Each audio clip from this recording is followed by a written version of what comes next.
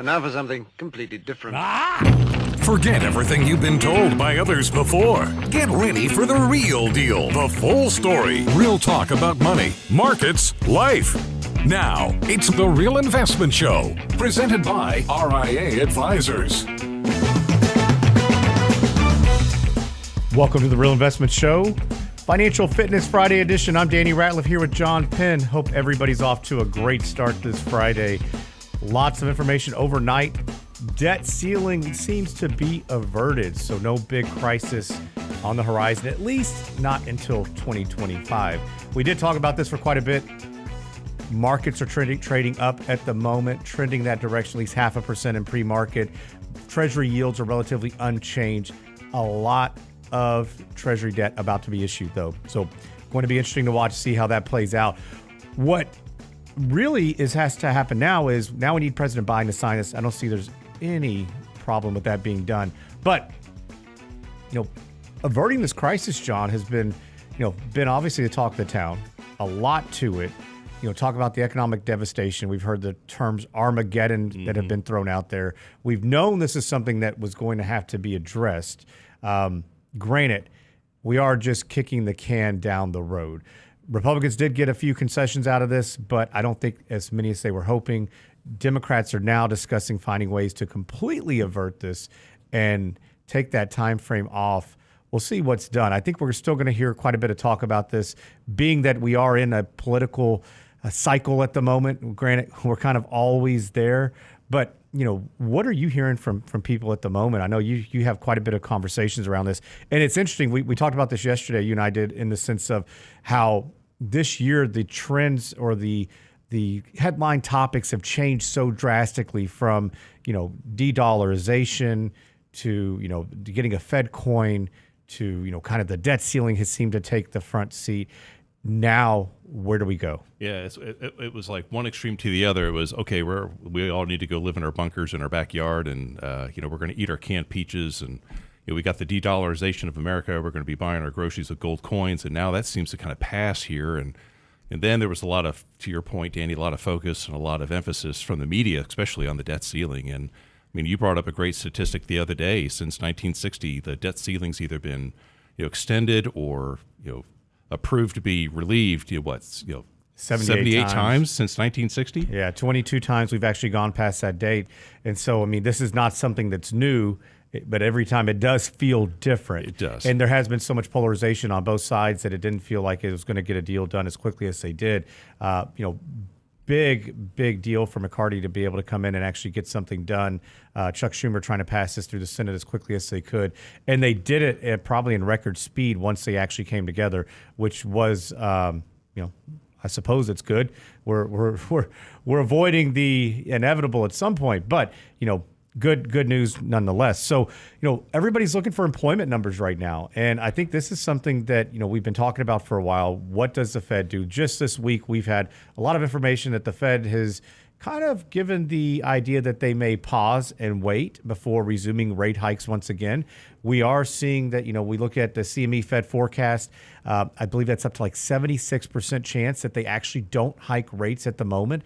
So that is going to be the wait and see approach that we anticipated they would utilize here at some point. I do think the numbers today, job numbers, are going to be extremely important to what they do. They meet June 13th and 14th. The Fed's going to come back and determine what exactly is going to happen next. But their expectations for this month is hiring has eased a bit, only anticipating 190,000 jobs added versus 253,000 in April. And so these numbers, we're getting a lot of conflicting data, but the markets have been, I want to say the economy has been extremely resilient. The markets have been rather interesting in the sense that we still have a very big, market breadth is lacking in the sense that, there's a handful of companies that are really holding the market up.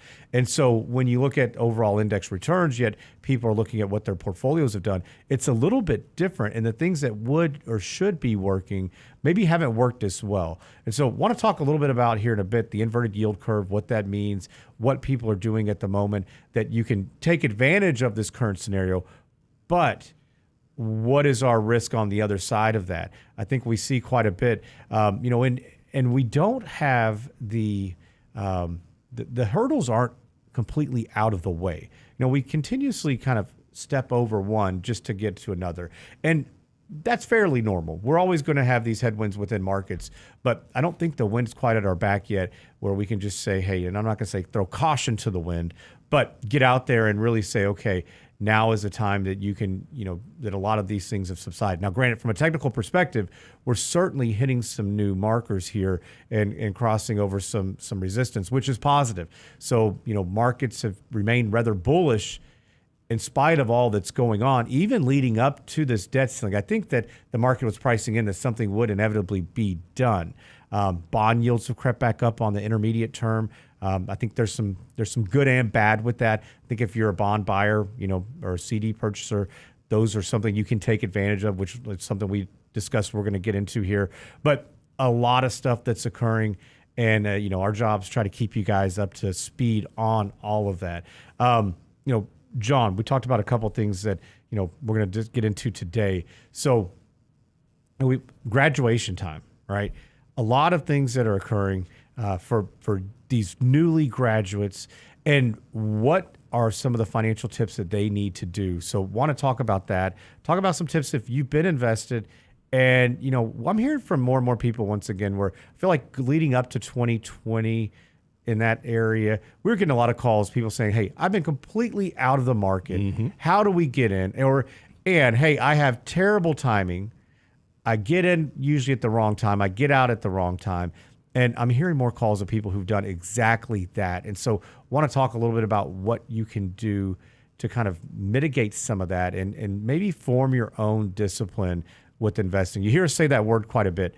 And because I think it's really important to understand yourself. And, you and I talked a little bit ago how, it's so important to understand your own risk tolerance and what that means, because unfortunately everybody's pretty aggressive when things are good. And when they're bad, we see people run for the hills. And I think, part and parcel doing a little bit of both can be good. But, we see people that just throw it all in one area, take it all out in the other, and they're their own worst enemy. So tomorrow we are going to be doing a candid coffee, 8 a.m.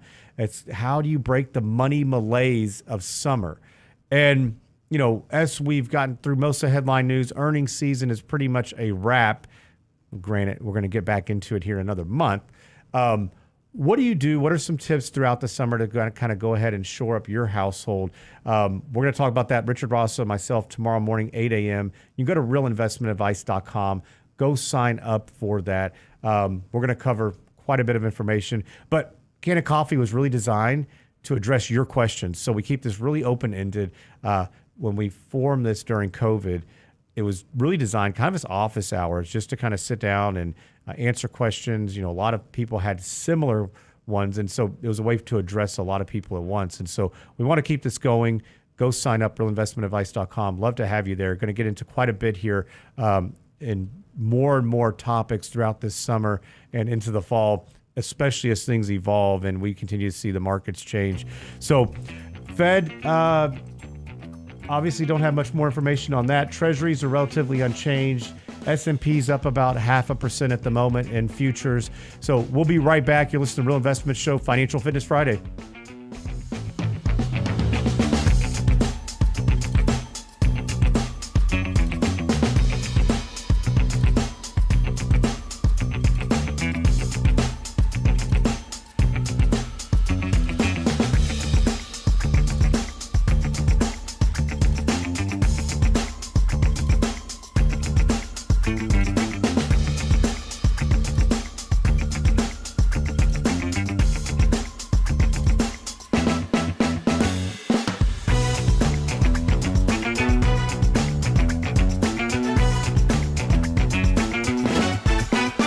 Daily investment news you can use, delivered at the speed of the internet at realinvestmentadvice.com. Wow, Red, whatever are we gonna do over this hot, lazy summer? Don't you worry, little darling. We gonna break our money malaise. Don't let the summer doldrums sap your money's worth. Register for our next Candid Coffee with Danny Ratliff and Richard Rosso with summertime tips for your idle cash. Saturday, June 3rd. It's our half-year financial checkup, breaking your money malaise this summer. Register now at realinvestmentadvice.com.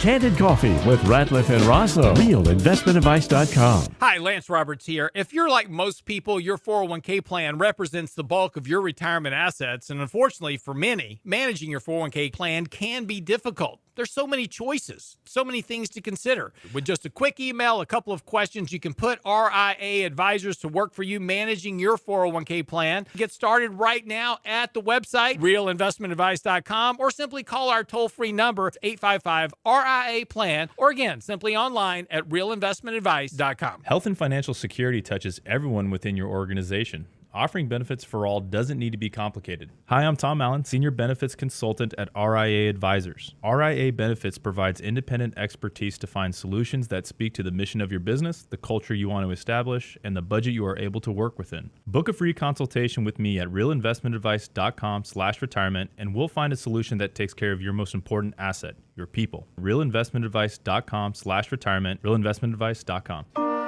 And now, another page from the Real Investment Advisors Investing Manifesto. Bulls win in bull markets. Bears win in bear markets. Eagles soar above and take advantage of opportunity. Let us help you soar as you reach your financial goals with RIA Advisors. Neither bull nor bear. RIA Advisors, 281-501-1791 or online at realinvestmentadvice.com. The Real Investment Show.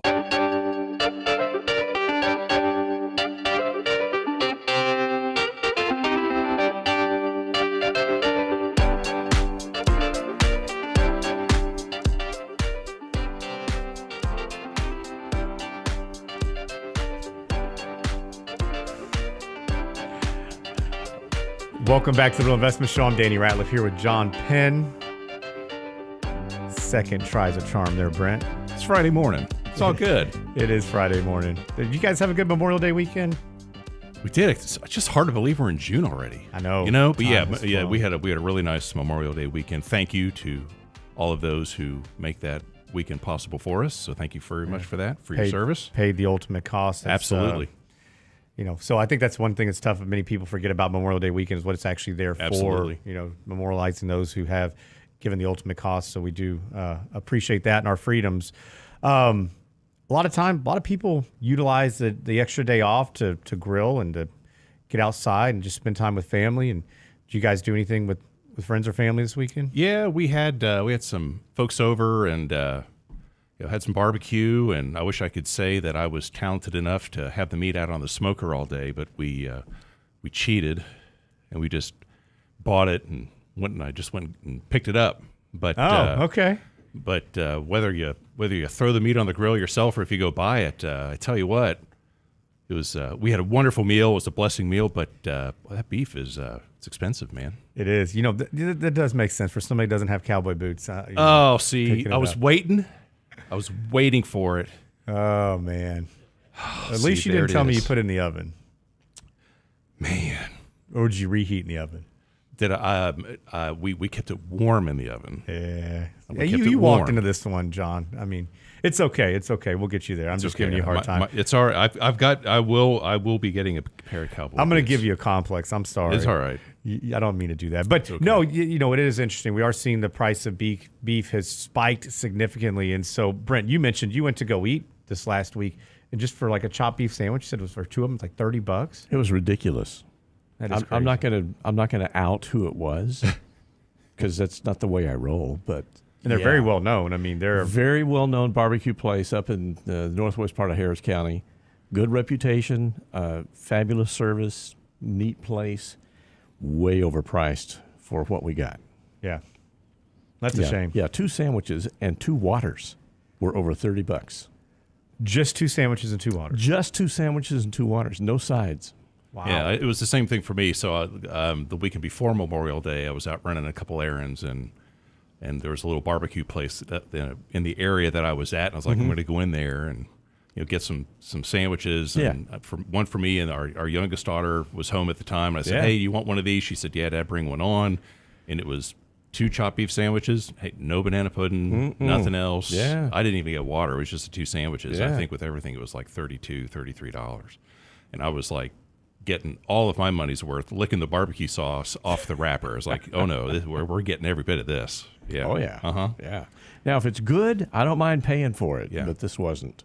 Yeah, that's no good. Disappointing. We traveled a little bit with the kids this weekend. It was we typically split meals, and man, I tallied up our expenses. And I was like, "Hey, babe, I got to go back to work." Yeah. Yeah. Well, we saw this coming last year, maybe a little bit before that, as feed prices were going up, and the guys raising the cattle were having to pay more to raise the beef. A lot of ranchers were selling off their herds because they couldn't afford to feed them. Mm-hmm. I have a nephew who is in the business, and it was pretty stark up in Kansas, if you will recall. Yeah, no, it was. The price of fertilizer has gone way up. And so, interesting article in the Wall Street Journal that, talking about the shrinking supply of cattle has really, magnified this problem. And so U.S. beef production is on track to drop by more than 2 billion pounds in 2024, the biggest annual decline since 1979. And so a lot of that was the pandemic and, all the other things that came along with it. But I think this is something that we're seeing, happen, time and time again, where people are beginning to get out of that business. So there's actually a quote from somebody saying, we're spending $1 million to make $4,000, a rancher in Southwest Nebraska, which, that just doesn't make sense, right? What was shocking to me, and I get it, you have to kind of take a look at it. I mean, you have to look at it from their side too, because to your point too, Brent, you look at just the cost of water and irrigation and growing hay and alfalfa just to feed the cattle, and just antibiotics, medicines, everything goes into the cost. But they said that on average, the cost of taking care of one head of cattle is about $700. And when they sell it for it to be, processed and, into those wonderful sandwiches that we all like to enjoy, the amount of profit that they make per head, $12. Are you kidding me? It's unsustainable. $12? Yeah. I was shocked at that number. Unsustainable. Yeah, so do the math. Think about how many you actually need to make to turn a profit. Yeah, so no wonder people are getting out of business, right? But the prices have gone up more than 20% on ground beef since 2020. Average retail price of $5.33 a pound this year, and they could add at least 15 to 25% and 25 cents in 2024, based on this expectation that we're going to continuously see, a shrinking, cattle. This is interesting, especially right now. There's still been such a demand for it, and even more so than what we've historically seen, even with all the plant-based proteins and things that they're coming up with a lot more. Adventurous ways to get your protein. Oh, man, we bought, I am going to out these guys. We bought Sonic's a couple of weeks ago, and it was probably the worst hamburger I've had in a long time. Obviously, they were cutting the meat with non-meat product. Really? It was a horrible burger, yeah. Huh. Usually they're pretty good. I know, but this was not. So watch out.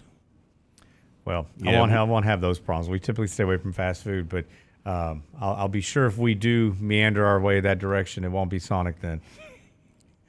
Meander. Yeah, we've been looking at other. I mean, we've been using more chicken or turkey. I mean, even in the article, they're saying how consumers are changing their behaviors. I mean, that's what's going on with us too. We're not a lot of huge red meat eaters, but every once in a while, good old barbecue sandwich or a steak, man, it'll treat you right. That's right. But it's good for your coat. It's good for your coat. But yeah, we're exploring other options too, because it's just getting to be a little bit more pricey. Yeah. So speaking of exploring other options right now, I think a lot of people are looking at the yield curve and what that entails, and where can they find actually getting a little bit more bang for your buck. And we've talked about this where, there has been an exodus from a lot of these major institutions to go to online banking, get a little bit better interest paid than what you're seeing at some of these big banks. I understand the safety and security, especially in light of what's happened in March and April this last year with some bank failures. Not sure that we're at the end of that quite yet, but we certainly may be. I do think that, number one, you got to keep it with FDIC insurance limits at the moment, just to be on the safe side. Even with the Fed, saying, hey, we're backing up some of these institutions, you never know. There may come a time where they don't. Even Janet Yellen has said that, hey, there's going to be some that fail and some that we save. and some that we back. So had to be cautious with that. But I think what people are looking for is, what are their options? We can see money market accounts at Fidelity and some of the other bigger custodians are actually paying a little bit of yield now, where some are still not. And so really they're not passing on that interest that they're getting paid to you. And so keep in mind, they're just storing your funds, especially if it's in cash. At least get paid for it. I think this is where you can make a little bit of some changes. Now, what we are seeing is that, especially as the short end of the yield curve has crept up quite a bit, that people are a lot more inclined to go out and buy CDs. And one of the things I think that we need to understand and realize that there's always some type of risk with any type of investment that we do, whether it be market risk, reinvestment risk, interest rate risk. And I think that, with CDs right now and even treasuries, I mean, if we look at the yield curve at the moment, I don't have that pulled up, but I can. On the short end right now, I mean, 3-month U.S. Treasuries are close to 5%. Call it 4.9, right? No, shoot, 3 months like 5.35, 6 months are 5.42, 12 months 5. I need to refresh my screen. Yeah, maybe so. 12 months 5.12, 2 years 4.35. Then you get down to the 10-year at 3.61, a 30 years 3.83, which those are finally uninverted. We did see those that were relatively really close. Now, the yield curve in general is inverted, and typically that does signal recession on the horizon. And that is one thing that I think that it has been difficult because we've had so much conflicting information and data that we've been receiving over the last year or so. And yet here we are, we're not in a recession, or they haven't called it one as of yet. And I think this is where it is very difficult for a lot of people to understand and say, okay, where do we go? What do we do? And I think that some of the problems is that we've been very, very inclined to stay with the short end of the yield curve because we're getting paid so much more for it. But I think we're going to face some reinvestment risk. And look, we own bonds on the short end of the yield curve, CDs, treasury bills, but you need to start to lengthen duration here at some point. I know the Fed has talked about, okay, we're going to stop here in June potentially. I think that could change based on what the numbers look like here today. But they start back at the end of July, August. What happens when we get into September? Do they begin to hike rates again? And what's the overall impact? And how much longer can they do this? Essentially, what will happen is that at some point, we're going to see these rates will fall. Usually, and I think from a market perspective, and this is what's tough, is that historically, when the Fed is hiking interest rates, they're doing so into a really strong organic growth economy. And the markets historically are doing pretty well in spite of them hiking rates. Consumer strong. Now, the difference that we have now is that we're coming out of a pandemic. And we were given, the response to it, the fiscal, the monetary policy, all the money that was flowing through the markets was just changed the way that we have to look at this, I think, in many ways. So where usually when they're hiking rates, the market's doing well, we saw a pretty bad downturn. In fact, we've seen 10 rate hikes since just last year. One of the fastest rate hiking campaigns that we've seen.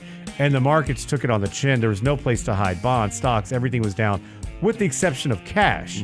So when we get back on the other side of this break, do you want to talk a little bit about what should you be looking at with CDs or bills? How do you do it? And then should you be looking at things a little bit differently maybe? So you listen to Real Investment Show. We'll be right back.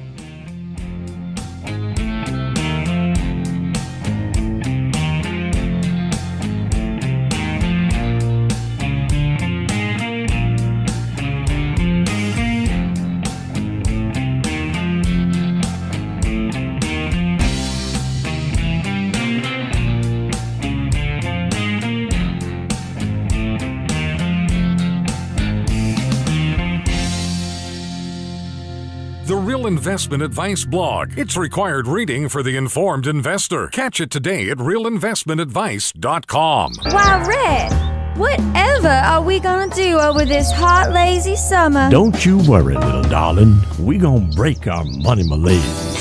Don't let the summer doldrums sap your money's worth. Register for our next Candid Coffee with Danny Ratliff and Richard Rosso with summertime tips for your idle cash. Saturday, June 3rd. It's our half-year financial checkup, breaking your money malaise this summer. Register now at realinvestmentadvice.com. Candid Coffee with Ratliff and Rosso. Realinvestmentadvice.com. Health and financial security touches everyone within your organization. Offering benefits for all doesn't need to be complicated. Hi, I'm Tom Allen, Senior Benefits Consultant at RIA Advisors. RIA Benefits provides independent expertise to find solutions that speak to the mission of your business, the culture you want to establish, and the budget you are able to work within. Book a free consultation with me at realinvestmentadvice.com/retirement, and we'll find a solution that takes care of your most important asset, your people. realinvestmentadvice.com/retirement, realinvestmentadvice.com.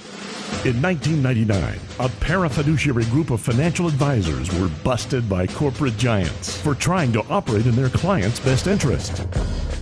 These men promptly escaped from a high-cost margin environment to the Houston Energy Corridor. Today, still excoriated by their former employers, they survive as protectors of others' fortunes. If you have a problem about preserving capital, if no one else can help, and you can find them right here, maybe you should hire the RIA team. Can't catch the whole show now? Listen to our podcast later at realinvestmentadvice.com. You know inflation's bad when the headline this morning is "Don't mess with my wiener." The catalytic converter was stolen from the Oscar Mayer Wienermobile in Las Vegas. Is nothing sacred? Nothing is sacred. The Real Investment Show podcast. Same show, your schedule. It's happened, in our parking garage. In and out, you're off and running. Gone in 30 seconds. Yes. At realinvestmentadvice.com. Oh, to move with Nicolas Cage, Gone in 60 seconds. That was 60 seconds, Yeah. but he wasn't stealing catalytic converters. And now, another page from the Real Investment Advisors Investing Manifesto. A passive investment portfolio requires active risk management. It's not a choice, it's necessity.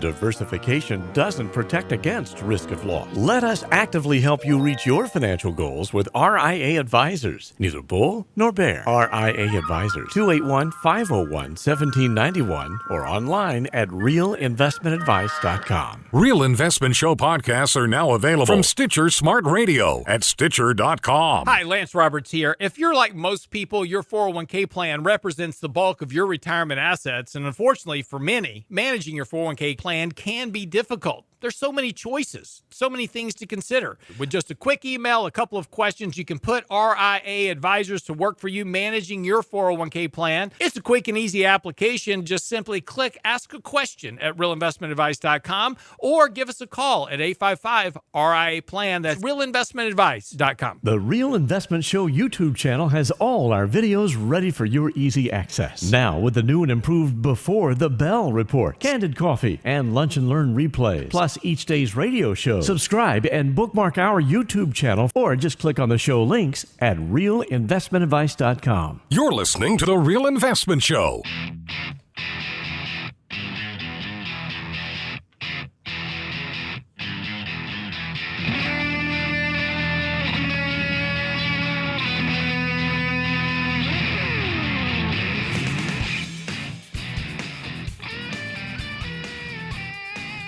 Welcome back to the Real Investment Show. I'm Danny Ratliff here with John Penn. So talk a little bit about the yield curve, what's going on. Obviously creating a really nice environment for somebody with short-term cash, looking for opportunities to put funds aside. One thing we've kind of discussed is, what does the inverted yield curve historically mean? And generally speaking, when we look back, usually that's signaling a recession. And I think this is one of the things that we've been kind of looking past, at least for a while here. Recession headline. All the economists and market watchers at the very beginning of the year said the first half of the year is going to be really rough. Then we're going to have that recession priced in. The second half is going to be great. We got to about February after the market had a pretty hot start, and it flip-flopped, right? First half's going to be great. Second half's going to be rough. And, so we had to be cautious with this. But historically, on average, going back to 1978 to 2022, the ranges of a recession with the yield curve inversion have been from 6 to 22 months, with the average being 12 months being the average time elapsed between the yield curve initially inverting and the beginning of a recession. Now, we've had the yield curve invert a number of different times in the past. We saw it happen in 2018. We saw it happen in 2020, all for brief moments. And then just this last year, obviously quite a bit more, and it stayed inverted. And so what this means is essentially that short-term debt is paying more than long-term debt. And this usually happens when there's lots of times of uncertainty. So if, think of this, the institutions or banks or they're basically, you're loaning them money when you give them a CD, or when you buy a CD, excuse me, or a bond for that matter. It's an IOU. And they don't want to pay you a higher rate for longer because of all the uncertainty that they believe that interest rates will decline. So they want to entice you to buy something on the short end, thinking that in the future when that matures, it'll likely be lower. And then they will not have to pay you as much. So they're kind of hedging their bets. And this is what happens in these times of uncertainty that we're in. But this isn't necessarily a 100%, indicator that we're going to see a recession. However, when the yield curve inverts, it is pretty darn close to being there. Now, we also look at what the Fed looks at. They look at PCE. They also leading economic index, which has been negative for like 13 months in a row. That is a pretty big flashing yellow sign. Now, the difference, and Lance has talked about this, in fact, in our last newsletter, and I think on his Tuesday takes. If you go to realinvestmentadvice.com, go to Insights on the blog. You can also go to the newsletter and get a lot of information there. That there's a lot of moving parts at the moment, and I think that looking at what the yield curve is doing and where it's going is important and something you can take advantage of. So, John, I know you've had conversations with people about trying to get the most yield that you can at the moment. What are some of the things that you've been kind of walking clients through and giving some people some ideas?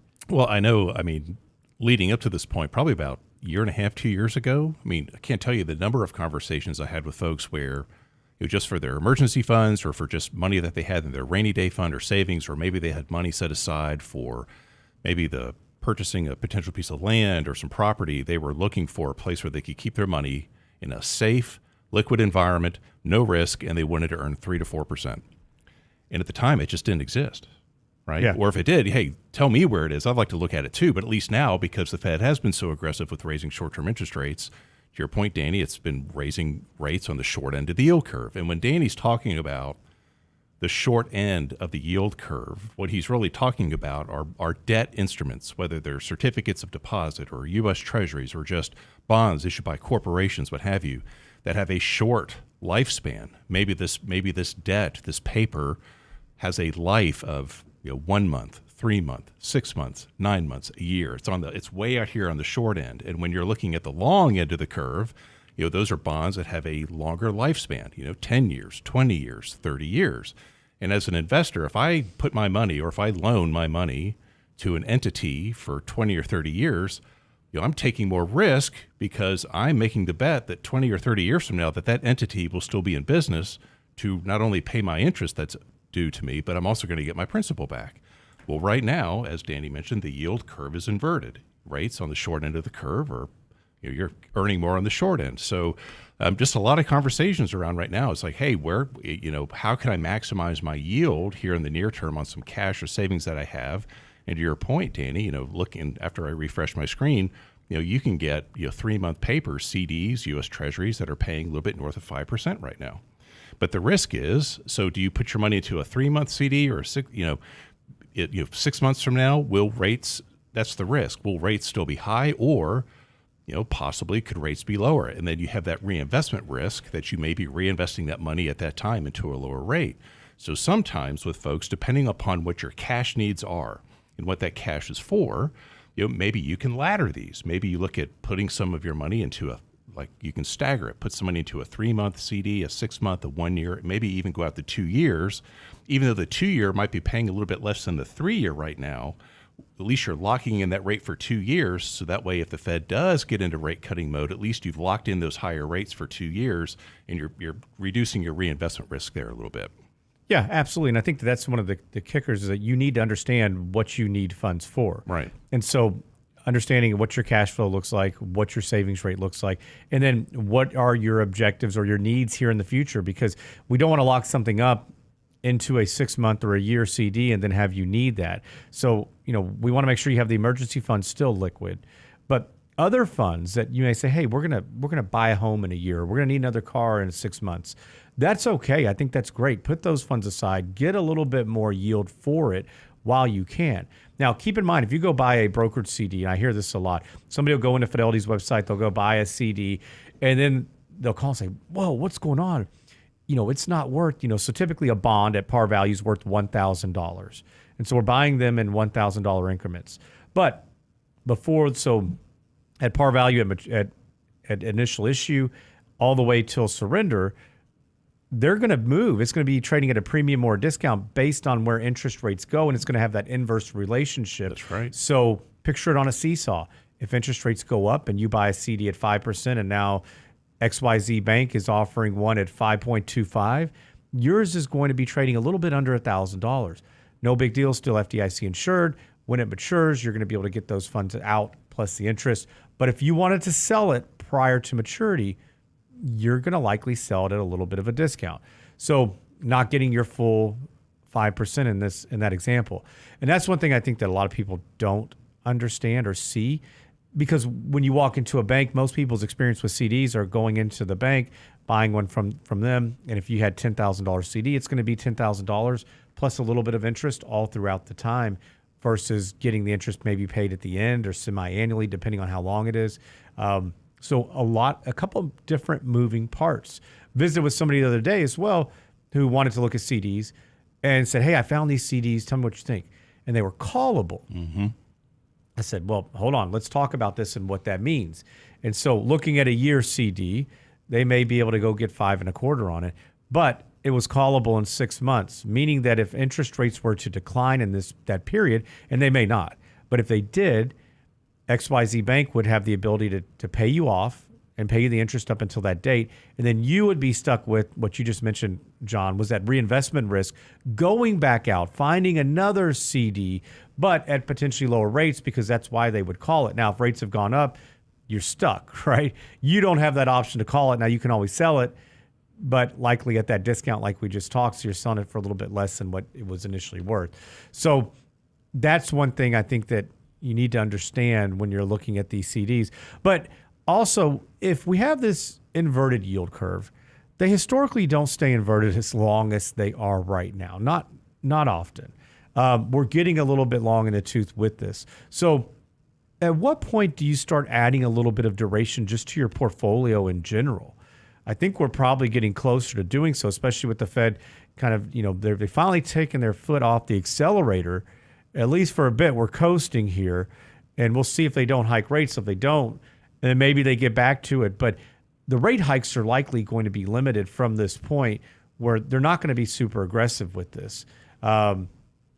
So this may be an opportunity as well to go ahead and add a little bit of that longer term debt. So keep in mind, though, where you're looking at duration when we go and add bonds. And so if you believe that interest rates are going to decline at some point like we do, then adding longer duration, I think, is going to be very prudent, because you're going to also lock in some better yields, but you're going to get some appreciation. And if you get really long, and now this is where you have to have no kind of your risk tolerance and what your appetite for this is. If let's say that we're wrong and rates continue to rise for an extended period of time, and they get much higher than where we are, which, look, Treasury, I think you would think that Janet Yellen is pounding on the desk of Jerome Powell because of looking at the amount of interest that they're having to pay out, and the amount of money that is got to be astronomical. It is astronomical. So the Treasury does not like these higher rates for longer.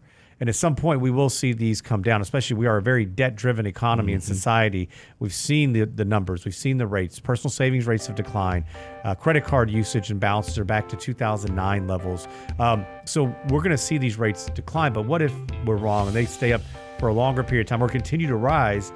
Then you're not going to get that appreciation. You'll get the yield for the moment. But just another thing to think about is adding to your portfolio. How should you do that? I think you need to be very strategic about this. I know there's a lot of traders out there that will trade it. We've done a little bit of that in the past, but I think now is when you need to think about, where do you add the short-term debt? Where do you start adding to a little bit longer term? And I think that's something that you can do and take advantage of in this environment now. But when we get back, we're going to talk about financial planning tips for recent college graduates. So that may not be you, but I'm sure you know somebody that is there and going through that right now. We'll be right back after this break.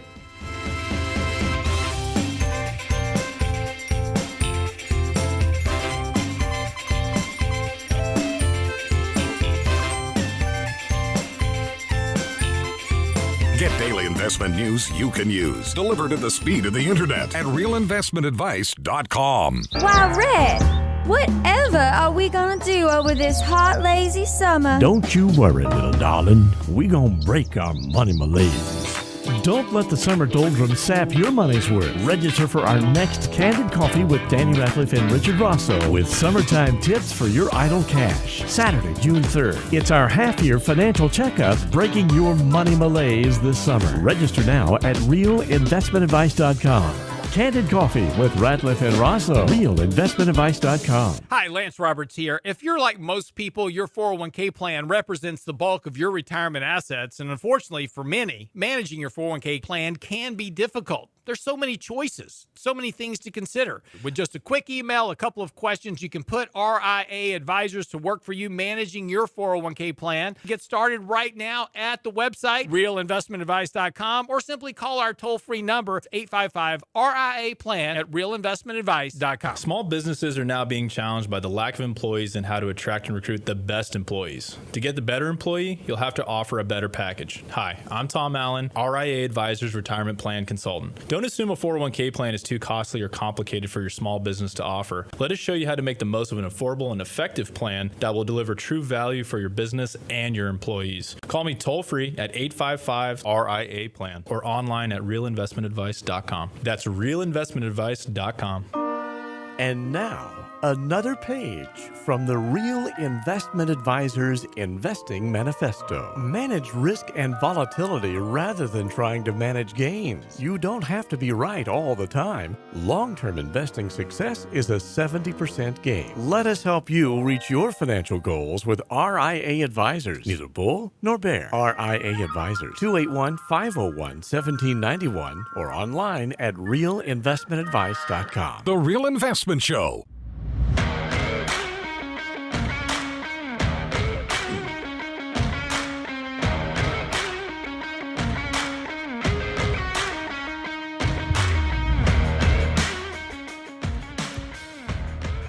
Welcome back to the Real Investment Hour, Financial Fitness Friday edition. Real Investment Hour. Man, I'm going way back. See, Brent, you've thrown me off today. It's Friday morning. It's all good. How were those mushrooms, Danny? I don't know. Those mushroom muffins, is that what's going on? Yeah. Hey, we had that for years. Mushrooms? No, Real Investment Hour. Oh, yeah. We were talking about beef earlier. Some sauteed mushrooms go great with that. It does. Staying it on does. the mushroom theme for a moment. There just you saying. go. Friday morning, man. talking about food. See, we're already off track, John. Thanks. It's been a long week. But so, talk a lot about Financial Fitness Friday. We talk a lot about financial tips and things that you could be doing.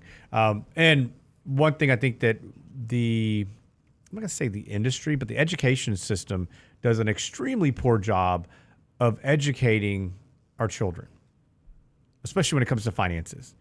I'm not going to say that because, look, there's a lot of good educators out there. My kids have had fantastic teachers. But in general, what I'm getting at is the financial literacy is certainly lacking in many ways. And so wanted to just spend a little bit of time, especially as we're in that season of, a lot of people just graduating from high school, from college, a lot more graduations here right on the horizon. What are some tips, John, that a recent college graduate should be thinking about or should be doing? Yeah, and this kind of hits close to home because we have two daughters, and our oldest daughter just graduated from college literally over Mother's Day weekend. So a lot of great conversations going on in the Penn house right now around this. But to your point, Danny, even up to this point, even up to both of our girls, they've been our youngest is still in college, oldest just got out, but throughout their even high school and in college, we have conversations around. I mean, they've got questions that are financial related, so we're fortunate that we've been able to have conversations. But now, so you've worked hard, you've gone to school, you've gotten your degree, and you're out, and so it's kind of like, well, now what do I do, right? And I know in our case, our oldest daughter, she moved back in with us, right? So she's back here in Houston, staying with us, and she's, the income that she's going to receive from her employer, she's going to, we are going to encourage her to save that and really get herself started off on the right foot, right? And, build up that emergency fund, build up that rainy day fund, have that earned income. We're talking about Roth IRAs, and what's the difference between a traditional IRA? What's the difference between a Roth? hey, when you start working with your employer, what are your benefit options, right? Let's look at all of this. So, and it can be very overwhelming, and there's no way you can hit all of this in one little conversation around the table. It's something that you want to look at over time. But studies show, half of college graduates move back in with mom and dad, and we are certainly in that, right? Yeah. And I think that's okay. I Absolutely. also know a lot of parents that have said, okay, move back in, but you're going to pay rent. Yeah. And what oftentimes they do is they give that rent back to them to help them, buy the first home or get into an apartment, get a place of their own. And so, but creating those habits early and at a young age, I think, is extremely important because you want them to understand and to have some independence. It shouldn't be like when they were in high school.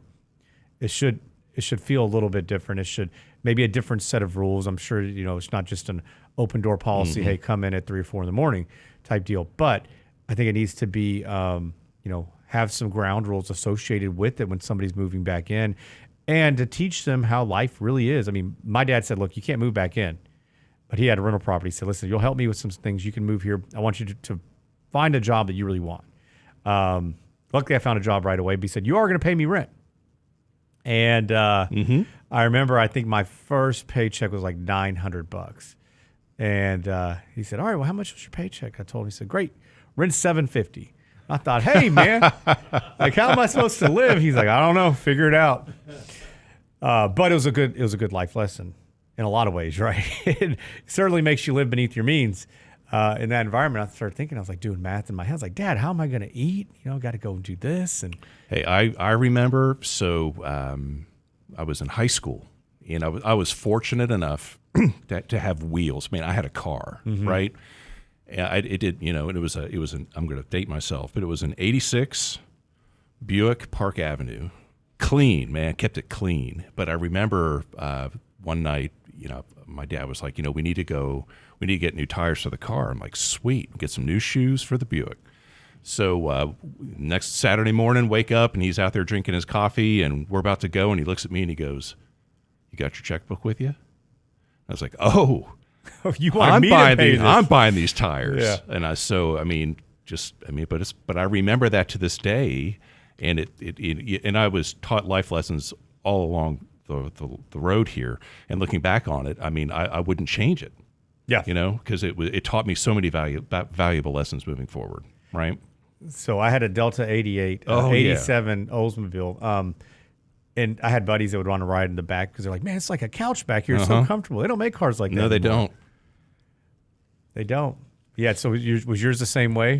Yeah, same way. It was a big old back seat, and it was just clean. The wire spoke tires on it, and I kept it. I took really good care of it. But I was responsible for fuel and insurance. I chipped in for all of that. And one of the tips for folks that are recently graduating from college, there's that kind of that urgency of I want to get a new car. I want to get a new car. I want to get a new car. Even our oldest daughter, she was like, Dad, I really like those new Ford Broncos. I said, yeah, so do I. Yeah, I'm going to get one before you do. But I was like, show her the price tag? Yeah, I did. And she was like, real proud of them, aren't they? I was like, man, are you kidding me? Yeah. Really? But I said, we're very blessed that she has a vehicle. It's got about 100,000 miles on it, but we take good care of it, and she's going to keep that. We're not. It's like at some point, if you want help with the vehicle, but you're going to be responsible for it. So we're not going out there and buying a new car. Yeah, not going to happen, right? Good for you. Yeah, no, I think that's important, and I think that as your child or grandchild or whoever it may be is looking at new jobs, make sure you understand and they have a really good feeling for what benefits they get. This is often overlooked. I think many times we just look at the salary and say, oh, I'm going to make X amount, or I have the ability to go and make so much. And so one thing I think that I see a lot of college kids get sweet talked into, they take a job that is maybe commission based. And they give you all these numbers. Well, if you do this, this, and this, you're going to make X amount. Can you do that? Well, of course I can. And you've often find out that may not be the case. So and I'm all for that, right? I'm all for hard work paying off because I think that it builds a lot of character, especially in somebody younger, to understand where, you're gonna eat what you kill, so to speak, in a lot of ways, right? And so I like that where somebody can go out and say, look, listen, I'm not going to be I can make as much as I want, and if I don't make a whole lot of money, I mean, it's going to be on me. But I think you need to look at more than salary. Make sure that they have health benefits. Make sure that there's 401ks, there's matching. If there is a pension, I know they probably will never hear that word, but if there were, even better. And then look at, how do you use all of these tools and use them the right way? And I think that, especially if you're starting off, you're likely not making a ton of money. You start to see how much money is taken out. And that becomes really difficult for somebody to say, you know what, I'm going to go ahead and buy this. I'm going to go, fund the IRA or fund the 401k, do the HSA. I think that's when it becomes really difficult, John, because you see the paycheck and all of a sudden they realize how much money's coming out from taxes. Right. But if you become accustomed and create that habit, you don't miss it. Well, and you start, and even if you start, this really would apply not to, I would think not just even college graduates, but all of us. You just start even with a small amount. If you're able to set aside $25, $50 a month, whatever that may be, and start just building up that rainy day fund over to the side. If you can somehow set aside a good 3-6 months worth of expenses. You never know what life is going to throw you. Correct. Right? Unplanned medical expenses, freak accident, whatever that may be. And, according to thebalance.com, half of Americans still, Danny, have less than $250 left over at the end of each month after looking at all their expenses. 12% have nothing left. Wow. They're living literally month to month, right? That is crazy. And so if you can instill behavior at a young age with your children or your family, hey, little steps. Sometimes you look at this amount that you need to have in savings or that you need to save for retirement. We see that all the time where folks go, how on earth am I going to get to this lump sum that I need to support me for the rest of my life? And they look at this number and they go, I just can't do it. Well, that's right. But if you start, just chip away at it, right? Just get in the behavior. Well, that's exactly right. I think that too often, we've talked about those commercials that show what's your number? What's your number? And then you see that number, you think, oh man, I'm never going to get to that number. How in the world are we going to do this? But you're right. It's got to be chipping away. It's got to be taking advantage of all the benefits that are out there. Visit with people all the time that aren't fully funding a 401k for whatever reason it may be, saying, hey, I'm not going to do it because I need the money. But it's whoa, wait a second. You need to at least fund up to the match. Mm-hmm. And don't leave any money on the table because there's a lot of that's going on. And so we need to take advantage of every little benefit that we can get from our employers and then understand how to use them properly, right? I think teaching a recent college grad or anybody for that matter, how to use an HSA properly. Too often we get those confused with flexible spending accounts, not health savings accounts, which we can actually roll over, let them grow, and many times invest. I think there's a lot of opportunities and a lot of low-hanging fruit that we want to make sure that's always taken advantage of. And so that's the key. So make sure you look out there. Go to realinvestmentadvice.com. Go to retirement checklist. We also have a lot of those for somebody who's a recent retiree or potentially thinking about that, because that'll be something we'll be talking about as well. How do you navigate from one spot to the next? As life cycles change, things occur. I think it's always good to have, be armed with as much information, as many tools as possible. But hey, thanks for joining us today. Hope everybody has a fantastic weekend. We will see you guys on Monday. Lance will be back. Go sign up, realinvestmentadvice.com for Candid Coffee tomorrow morning, Saturday at 8 a.m. Central Standard Time. Hope to see you guys there. Have a great weekend.